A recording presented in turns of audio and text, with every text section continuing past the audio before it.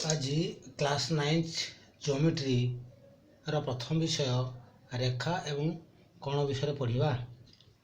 ज्यामिति शास्त्र अंतर्गत पदगुड़ी को दुई पर्यायभुक्त ज्यामिति रे पदगुड़ी को दुई भाग में विभक्त कराई। एक है संज्ञा विहीन पद, दुई रे संज्ञाकृत पद। संज्ञा विहीन पदगुड़िक हेले बिंदु, रेखा बा सरल रेखा और समतल। ये तीनोटी पद हेले संज्ञा विहीन पद, कहीं एगुड़ाकर संज्ञा नहीं।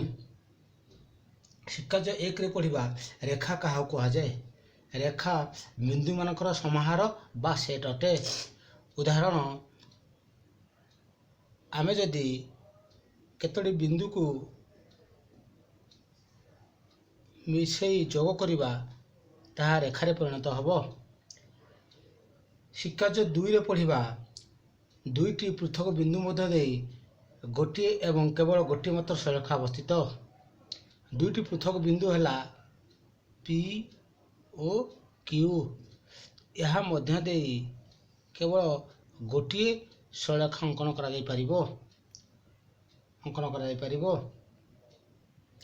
बर्तमान पढ़ा एकरेखी और नैकरेखी बिंदु कौन। एकरेखी बिंदु क्या कहुए। तीन बा ताहाठारु अधिक संख्यक बिंदु जदि एक सरलरेखार अवस्थित हुअन्ति तेबे सेमानंकु एकरेखी बिंदु कहुए। उदाहरण स्वरूप एक ए बी एवं सी यही तीनोटी बिंदु एक रेखार अवस्थित, तेणु एमानंकु एकरेखी बिंदु कहुए। तीन रु अधिक बिंदु आमे मध्य नहीं परिबा। उदाहरण स्वरूप एठारे तीन बिंदु नहीं जोग कर दिया। एठारे ए बी सी एवं डी बिंदु एकरेखी बिंदु कहुए। तापरे नैकरेखी बिंदु विषय पढ़ा। जो सब बिंदु एक सरलरेखार अवस्थित नुहति सेमानंकु नैकरेखी बिंदु कहुए।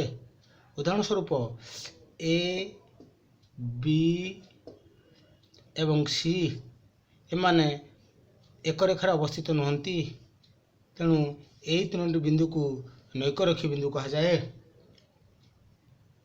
शिक्षा जो तीन रे पढ़ा समतल बिंदु मानकर सेट अटे।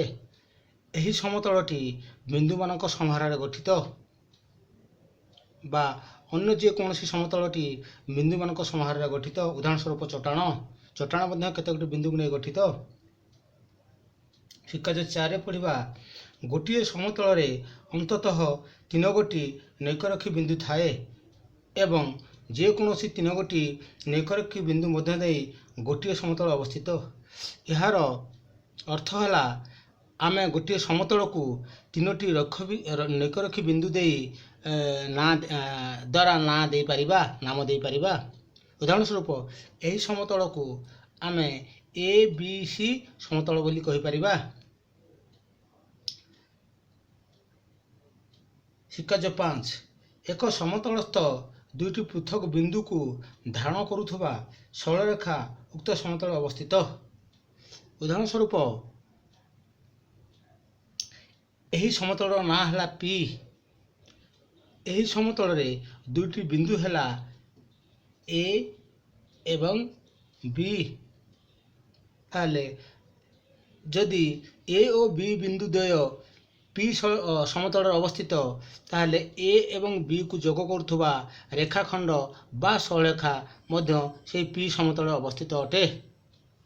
यार परवर्ती पाठ परवर्ती क्लास रे पढ़िबा।